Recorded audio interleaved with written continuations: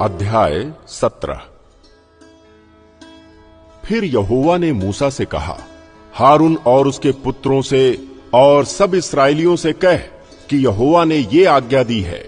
इस्राएल के घराने में से कोई मनुष्य हो जो बैल या भेड़ के बच्चे या बकरी को चाहे छावनी में चाहे छावनी से बाहर घात करके मिलाप वाले तंबू के द्वार पर यहोवा के निवास के सामने यहोवा को चढ़ाने के निमित्त ना ले जाए, तो उस मनुष्य को लहू बहाने का दोष लगेगा, और वो मनुष्य जो लहू बहाने वाला ठहरेगा वो अपने लोगों के बीच से नष्ट किया जाए। इस विधि का ये कारण है कि इस्राएली अपने बलिदान जिनको वे खुले मैदान में वध करते हैं, वे उन्हें मिलाप वाले तंबू के द्वार पर याजक के पास यहोवा के लिए ले जाकर उसी के लिए मेल बलि करके बलिदान किया करें, और याजक लहू को मिलाप वाले तंबू के द्वार पर यहोवा की वेदी के ऊपर छिड़के और चर्बी को उसके सुखदायक सुगंध के लिए जलाए। वे जो बकरों के पूजक होकर व्यभिचार करते हैं, वे फिर अपने बलि पशुओं को उनके लिए बलिदान न करें। तुम्हारी पीढ़ियों के लिए ये सदा की विधि होगी।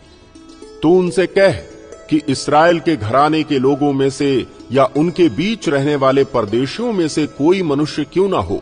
जो होम बलि या मेल बलि चढ़ाए और उसको मिलाप वाले तंबू के द्वार पर यहोवा के लिए चढ़ाने को ना ले आए, वो मनुष्य अपने लोगों में से नष्ट किया जाए। फिर इस्राएल के घराने के लोगों में से या उनके बीच रहने वाले परदेशियों में से कोई मनुष्य क्यों ना हो जो किसी प्रकार का लहू खाए, मैं उस लहू खाने वाले के विमुख होकर उसको उसके लोगों के बीच में से नष्ट कर डालूंगा, क्योंकि शरीर का प्राण लहू में रहता है, और उसको मैंने तुम लोगों को वेदी पर चढ़ाने के लिए दिया है कि तुम्हारे प्राणों के लिए प्रायश्चित किया जाए, क्योंकि प्राण के कारण लहू ही से प्रायश्चित होता है। इस कारण मैं इस्राएलियों से कहता हूं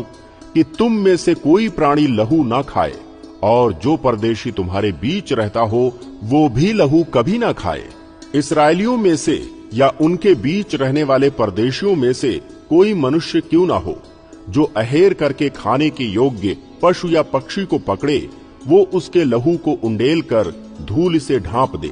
क्योंकि शरीर का प्राण जो है वो उसका लहू ही है, जो उसके प्राण के साथ एक है। इसलिए मैं इस्राएलियों से कहता हूं कि किसी प्रकार के प्राणी के लहू को तुम ना खाना, क्योंकि सब प्राणियों का प्राण उनका लहू ही है। जो कोई उसको खाए वो नष्ट किया जाएगा, और चाहे वो देशी हो या परदेशी हो, जो कोई किसी लोथ या फाड़े हुए पशु का मांस खाए, वो अपने वस्त्रों को धोकर जल से स्नान करे और सांझ तक अशुद्ध रहे, तब वो शुद्ध होगा। परंतु यदि वो उनको ना धोए और ना स्नान करे, तो उसको अपने अधर्म का भार स्वयं उठाना पड़ेगा।